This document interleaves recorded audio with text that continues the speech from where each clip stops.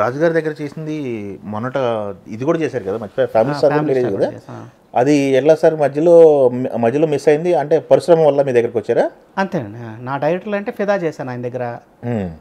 మళ్ళీ నా డైరెక్టర్ శేఖర్ గారు, ఇంద్రగంటి గారిది వి చేశాను. అవును, మిస్టర్ పర్ఫెక్ట్ వర్క్ ఇచ్చారు ఆయన. తర్వాత ఆయన హీరోల ద్వారా వెళ్ళడం వల్ల ఇప్పుడు వాళ్ళ రికమెండేషన్, డైరెక్టర్ రికమెండేషన్ వల్ల ఆయన మమ్మల్ని పెట్టుకోలేదు. నేను అడగలేదు ఏ రోజు నేను సినిమా ఎవరిని అడగలేదు.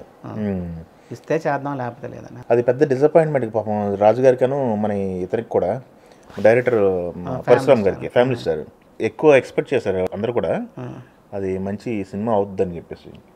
ఫ్యామిలీ స్టార్ అంటే సినిమా రిలీజ్ అయిపోయిన తర్వాత మేము చెప్పడం ఈజీ అండి. అవును, ఎక్కడ తగిలిందా దెబ్బ అనేది, ఎక్కడ కొట్టింది అనేది మేమైతే ఓపెన్ గానే చెప్పాం. చెప్పారా? డిస్కషన్ జరిగింది. బుజ్జికి చెప్పాను, పరశురామ్కి చెప్పాను, డైరెక్టర్ గారు మన దిల్ రాజు గారికి చెప్పాను. మాకు సెకండ్ హాఫ్ అంత ఎక్కలే, అంత గ్రేట్ అనిపించలేదు. హిట్ వెళ్తుంది అన్న డౌట్ అయితే మాకే లోపల ఉండేది. డిస్కషన్ అయితే జరిగిందా? Okay okay. ఎందుకంటే టైటిల్ తగ్గట్టు ఫస్ట్ హాఫ్ అంతా కూడా ఫ్యామిలీ చుట్టూ కథ మంచిగా అల్లుకున్నట్టున్నారు. యావరేజ్ అవుతుంది అనుకున్నాం, అది మరీ నెగిటివ్ అయింది. అంటే ఓవర్ ఎక్స్పెక్టేషన్ వల్ల కూడా అయి ఉండొచ్చు. ఏమండి అది మరి, అంటే కొంతమంది టైటిల్ కరెక్ట్ కాదన్నారు, ఏవో రకరకాలుగా అన్ని రిలీజ్ అయిన తర్వాత రకరకాలుగా మాట్లాడతారు. అవును, పరశురామ అప్పటికే ఈ సర్కారు పాట మాస్ సినిమా చేశాడు. అదేలేండి, గీత గోవిందం కాంబినేషను ఇవన్నీ ఉంటాయి కదా. అవును, అవి అలా కొంచెం మిస్ఫైర్ అయింది. అది గీత గోవిందం అంత పెద్ద సినిమా అయింది అనుకున్నారండి? నేను చాలా స్ట్రాంగ్గా బిలీవ్ చేశాను. నేను వాళ్ళకి చెప్పాను కూడా, మళ్ళీ ఖుషి అవుద్దండి అని చెప్పాను. నేను బన్నివాస్కు చెప్పాను, బుజ్జికి చెప్పా. బా, నాకు చాలా నచ్చింది గీత గోవిందం. ఎందుకంటే కొత్తగా అనిపించింది. ఫస్ట్ టైం ఒక హీరో అణిగిపోయి ఉంటాడు హీరోయిన్ దగ్గర, నాకు అది నచ్చింది. అది మాకు బాగా నచ్చింది. అది ముందే చెప్పాము మేము, పెద్ద హిట్ అవుద్ది అన్నాం.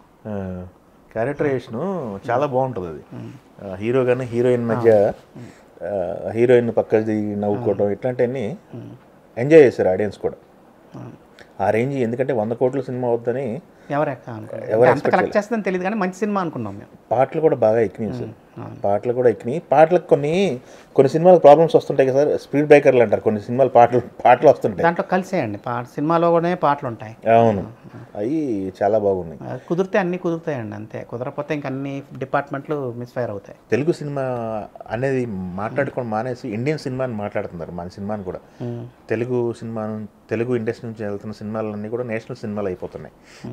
వాటి మీద మీ ఒపీనియన్ సార్?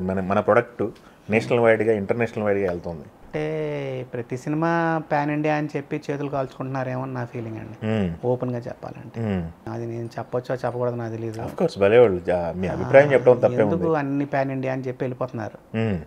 ఏ సినిమా పాన్ ఇండియా కాదని వాళ్ళు తెలుసుకోవాలి కదా. అలా జరుగుతుందని నా ఫీలింగ్ కొన్ని సినిమాలకి అయితే. మన నేటివిటీ సినిమాలను కూడా పాన్ ఇండియా అని చెప్తే ఎందుకు చూస్తారు వాళ్ళు? అలా కొన్ని తప్పులు చేస్తున్నారేమో అని డౌట్ నాకు.